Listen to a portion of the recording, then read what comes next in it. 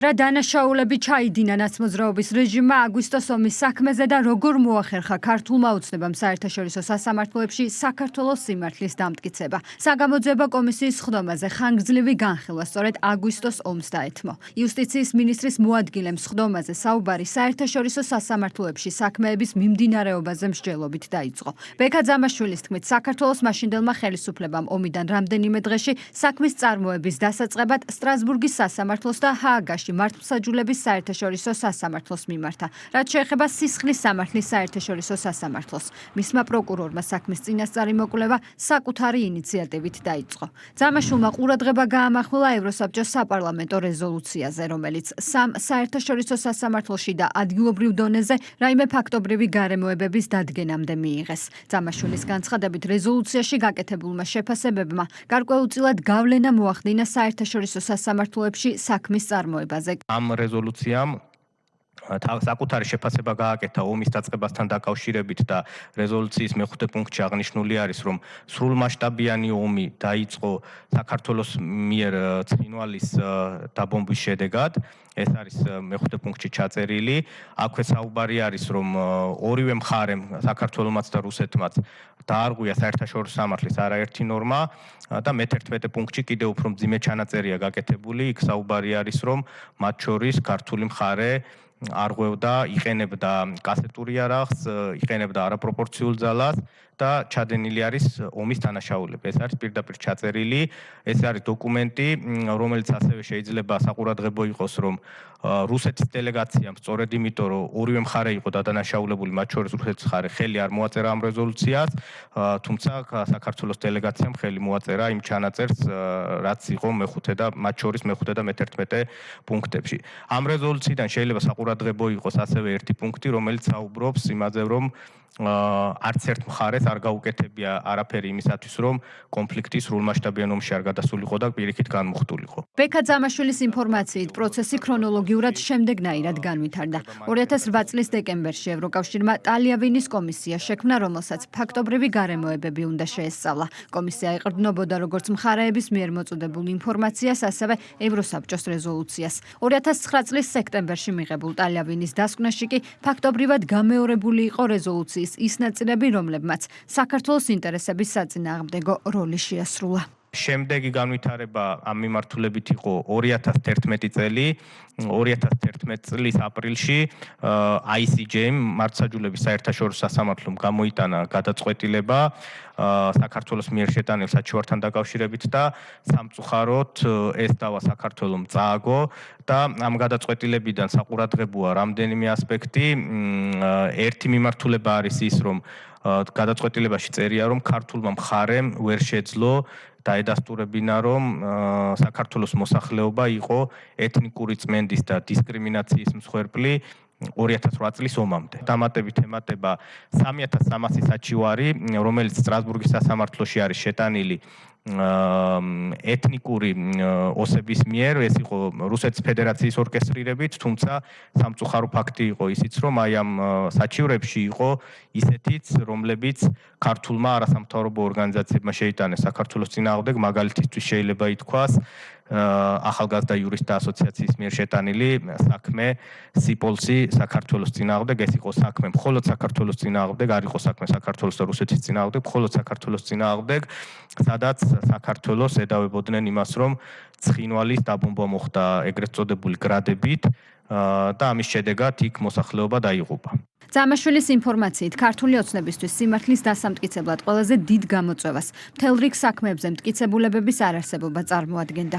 ამჟამინდელ ხელისუფლებას თითქმის ნულიდან მოუწია მტკიცებულებების შეგროვება, მათ შორის ისკანდერის ნაწილების მოძიება, რომელიც ქართული მხარისთვის საქმეში მთავარ მტკიცებულებას წარმოადგენდა.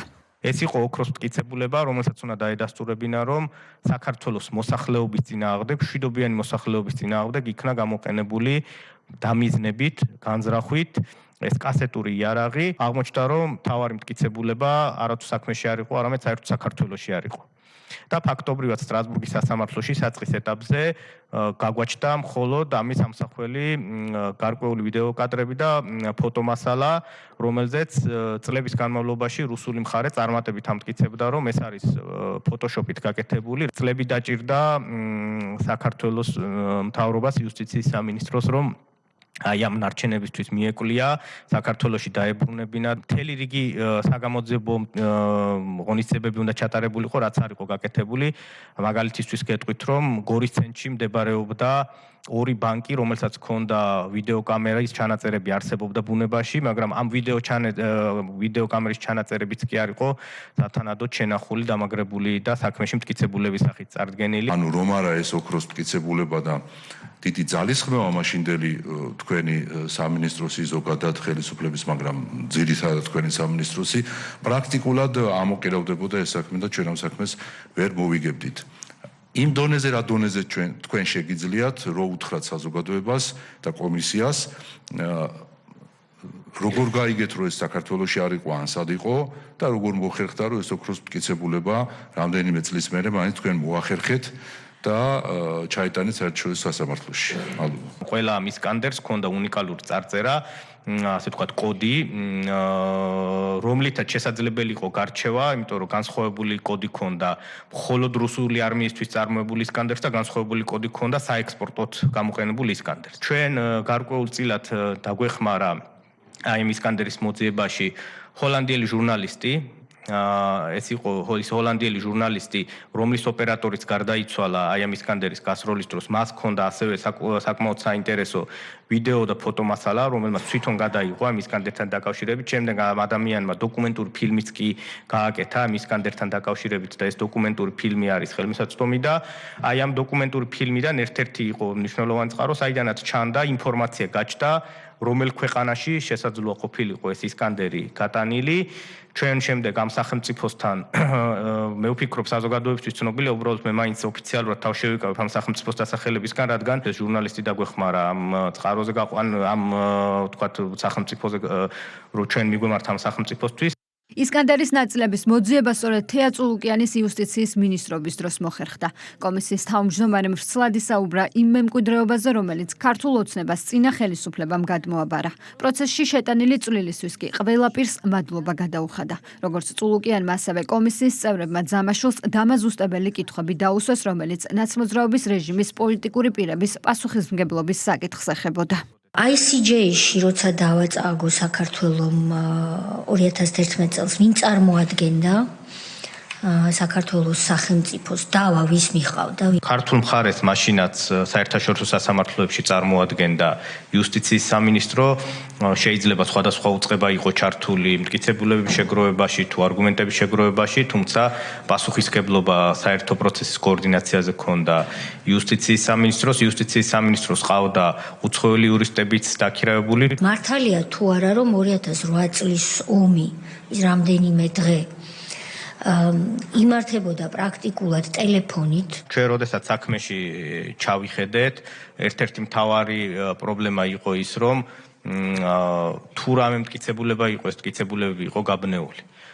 ერთიანი კოორდინაცია არ ხდებოდა. ნამდვილად ორიგინალი დოკუმენტის მოძიება ვერ შევძელით საქმეში, თუმცა მოხერხდა ასლის მოძიება, ეს იყო ნოტა საგარეო საქმეთა სამინისტროსი, რომელთაც დასტურდებოდა, რომ ქართულმა მხარემ ცალმხრივად შეწყვიტა 10 აგვისტოს დილით საბრძოლო მოქმედებები და ასევე ჩვენ დაგვჭირდა გაეროს უშიშროების საბჭოს არქივებში მასალების მოძიება, რომლითაც ჩვენ დავადასტურეთ, რომ 10 აგვისტოს უკვე ქართულ მხარეს საბრძოლო მოქმედებები შეწყვეტილი ჰქონდა და 12 აგვისტოს, როდესაც უკვე ისკანდერი გამოიყენეს გორში მშვიდობიანი მოსახლეობის წინააღმდეგ, ის იყო ნამდვილად მშვიდობიანი მოსახლეობის წინააღმდეგ. ვინ იყო ის მინისტრის მოადგილე, რომელმაც ეს კომენტარი გააკეთა და მისცა ჟურნალისტებს ინტერვიუ. ათუ ქუთელია იყო ერთ-ერთი რა თუნდა ამას ბევრი დამალვა და თქვენ განასწორებინე სხვა იყო მიცემული გითხარით, რომ ქართული მხარე იყენებდა მაგალითად კასეტურ ბომბებს მოსახლეობის წინააღმდეგ არა დამიზნებით, არამედ განურჩეულად,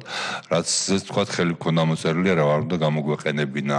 ეს დაბრალება იყო თუ აღიარება დანაშაულის პირდაპირ სახელობითაც წერია სტრასბურგის სასამართლოს გადაწყვეტილებაში ეს იყო მინისტრის მაშინდელი მოადგილე ბათუ ქუთელია. ბათუ ქუთელიას ინტერვიუ უკვე აღნიშნავს, რომ პირდაპირ ციტირებულია და გადატანილია სტრასბურგის სასამართლოში, როდესაც აი ქართული დასახლებული პუნქტების დაბომბვაზე საუბარი. ვინ აწარმოებდა კონკრეტულად იუსტიციის სამინისტროსთან ამ საქმეებს პირველ შემთხვევაში, როდესაც ჩვენ წავაგეთ იმის გამო, რომ მტკიცებულებები სრულად არ იყო წარდგენილი, ვინ იყო პასუხისმგებელი ქართული მხრიდან ოფიციალურად ამისა? მინისტრის მოადგილე, რომელიც კურატორობდა, იყო ქალბატონი თინა ბურჯალიანი, მაგრამ სხვა სახელობითად კონკრეტულად სასამართლოში ვინ წარმოადგენდა ამ ეტაპზე გამიჭირდება, რადგან ზეპირად არ მახსოვს. მინისტრი იმ პერიოდში თუ არ ვცდები, ან ნიკა გვარამია იყო, ანა დეიშვილი. იუსტიციის მინისტრმა სხდომაზე ვრცლად ისაუბრა სტრასბურგის სასამართლოს გადაწყვეტილებებზეც.